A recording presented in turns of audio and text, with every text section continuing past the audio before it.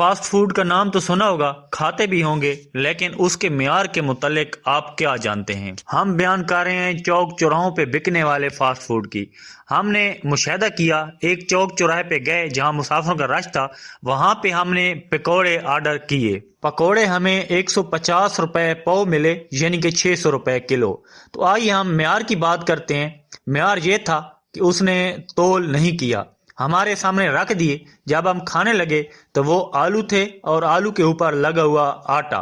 ہاں، آپ کہہ رہے ہوں گے کہ آٹا تو لگا ہوتا ہے، لیکن یہ چنے کا آٹا نہیں تھا۔ میں ہوں حسن نیازی، آپ دیکھ رہے ہیں میرا فیس بک پیج اور یوٹیوب چینل۔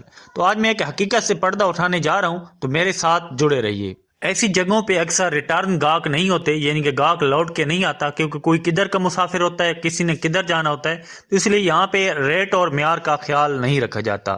تو چیک اینڈ بیلنس کرنے کے لیے ہمارے محکمے کدھر ہیں، سو رہے ہیں کیا؟ یار ان کو پوچھنے والا کوئی نہیں ہے کیا؟ مسافروں سے مراد انسانوں کی زندگی سے کھیلا جانا اچھا کھیل ہے؟ فوڈ اتھارٹی والے کدھر ہوتے ہیں؟ کیا ان کو چیک نہیں کر سکتے کہ آپ کیا معیار بنا رہے ہیں؟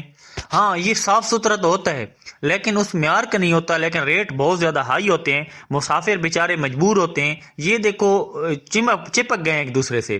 چنے کا آٹا جو ہوتا ہے وہ پکوڑے اس طرح کے نہیں ہوتے۔ اسی کے ساتھ ہی میں ایک بات آپ سے پوچھوں گا، آپ نے کمنٹ سیکشن میں ضرور بتانی ہے کہ پکوڑوں کو جو ریٹ ہے آپ کے ہاں کیا چل رہا ہے۔ میں ریٹ کے ساتھ ساتھ اپنے علاقے کا نام ضرور لکھا کیجئے۔ یہ بھی ایک حرام کی قسم ہے۔ اگر آپ 2 نمبری کرتے ہیں تو 2 نمبری بھی حرام ہے۔